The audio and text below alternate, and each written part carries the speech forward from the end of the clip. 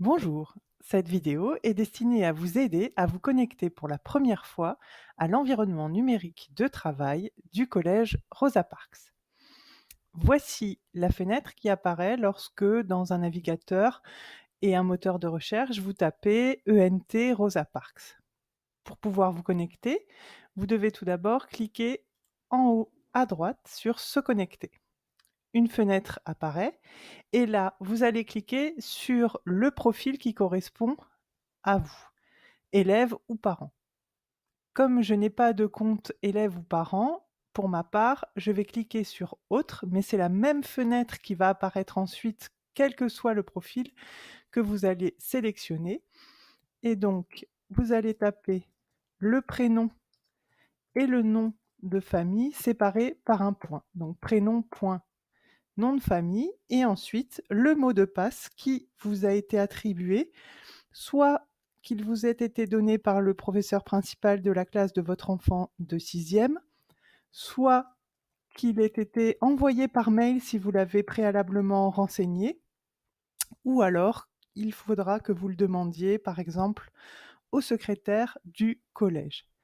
Vous tapez ensuite le mot de passe qui vous a été fourni. Et ensuite, vous cliquez sur Valider.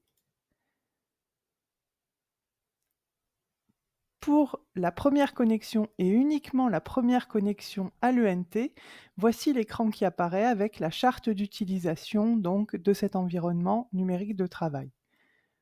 Vous allez devoir la lire pour pouvoir ensuite, tout en bas de la fenêtre, en faisant défiler le texte, valider la charte. J'accepte, vous cliquez la charte d'utilisation de l'ENT. Deuxième opération, afin de préserver la confidentialité de votre compte, puisque le mot de passe vous a été donné par une autre personne, il s'agit maintenant de le personnaliser.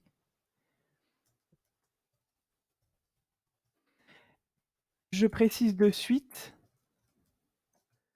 vous ne pouvez pas reprendre le même qui vous a été donné, car le logiciel le reconnaît et ne l'acceptera pas. Et ensuite, après avoir indiqué 2 fois le nouveau mot de passe de façon identique, vous cliquez sur Valider. Très important donc, cette fenêtre qui apparaît et qui vous demande de renseigner votre adresse électronique. Celle-ci est importante car elle vous permet de réinitialiser à tout moment votre mot de passe. En effet, s'il vous arrive de le perdre ou si vous souhaitez, ou si vous l'avez oublié tout simplement, donc vous pouvez, grâce à votre, adresse électronique, demander tout simplement qu'il soit réinitialisé. Si vous n'avez pas renseigné votre adresse électronique, à ce moment-là, il faudra prendre contact par téléphone avec le secrétaire ou avec les administrateurs de l'ENT par mail pour pouvoir le réinitialiser.